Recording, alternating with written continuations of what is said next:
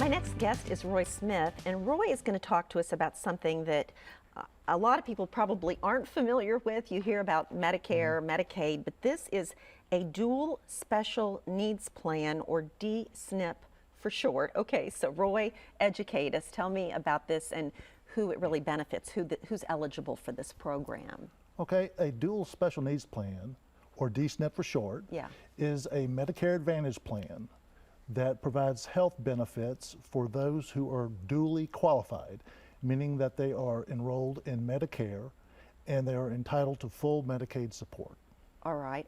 Are there a lot of Tennesseans who fall into that category? How many of our people qualify? In Tennessee, there's roughly 260,000 people who are dual eligible in Tennessee.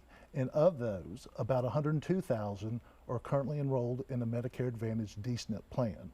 Okay, so a lot of people are not taking advantage of the plan, is what you're saying. Yes. Why is that? Why are they not aware of it? Or Amy, I think a lot of times people are not aware of it, or they may think it's too good to be true, the extra benefits that they're entitled to. Okay, so how do you reach them besides programs like this? How do you get to that population, and who are they? Well, who are they first? Let's start with that. Yes.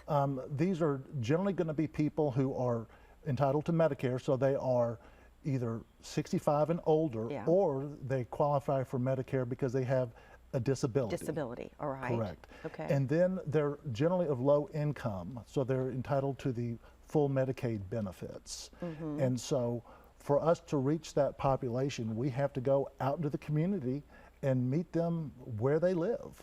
So community outreach is critical. Community outreach is very critical. So you're talking door to door? I mean, or well, events at libraries or wherever, public places? We work within the community to make ourselves available. We try to do as much education and outreach as possible so that people can understand what is available to them. Is it more of a rural issue, urban issue? Is it both? It is actually both. It's both. The dual population, some people think of as being primarily just older people, let's say, because of the Medicare component, but roughly 60% of our members are actually under the age of 65. Many of them may have a pre-existing intellectual disability or developmental disability, perhaps they have behavioral health needs and so forth, and so we're able to work with those individuals to provide a coordinated level of care that generally provides greater health outcomes. Okay, so give me an example. You said a lot of these people think this is too good to be true. This cannot be real. So what are some of the services that you provide that people can't believe they can get these? Well, by law, all DSNP plans have to cover everything that is covered by original Medicare. Okay. So that's your Medicare Part A, which is hospitalization, Part B, which is your physician services and durable medical equipment and so forth. Okay. And then these plans also, most of them will include your prescription drug benefits, which is Medicare Part D. But in addition to those benefits, they offer benefits such as dental, vision, hearing, transportation, over-the-counter benefit, even some plans have gym memberships. Oh my goodness, I'm reading on the screen. Let me, if they'll keep that up for a second. No monthly premium. No monthly premium. Coordinated care and support. And let me talk briefly to that, Okay. because of all the benefits, Amy, I think that's the most critical. These plans will provide a level of coordination between the Medicare benefits that the person is entitled to and their full Medicaid benefits that they're entitled to. So they don't have to navigate the healthcare system on their own.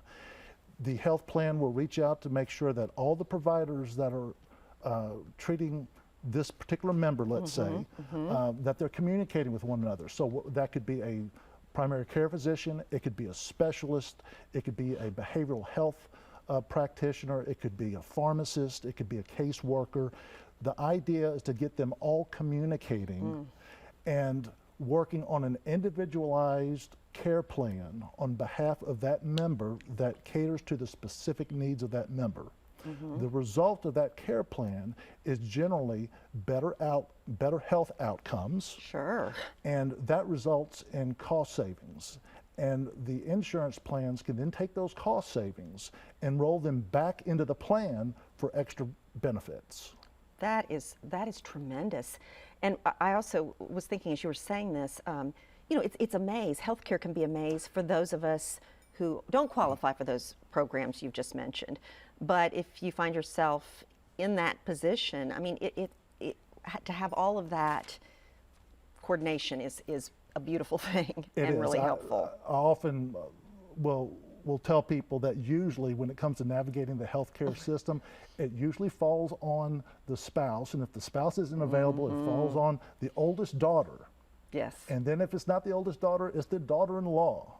They'll go through the ladies before they go to the sons. Yeah, I think that's true in many cases. And the transportation is a big element too. Transportation, that was on the these list. plans, most of these plans do offer transportation. So whether it's taking someone to their doctor or to the pharmacy for the Okay. prescription drugs. Yeah. Oh, this is tremendous information. Where can people apply for this then? When can Where? Or when? I'm sorry, Okay, when? I well, meant when. Is there there a have time? been some changes Okay. in that. In previous years, people who were qualified for DSNP plans could make plan changes all year long.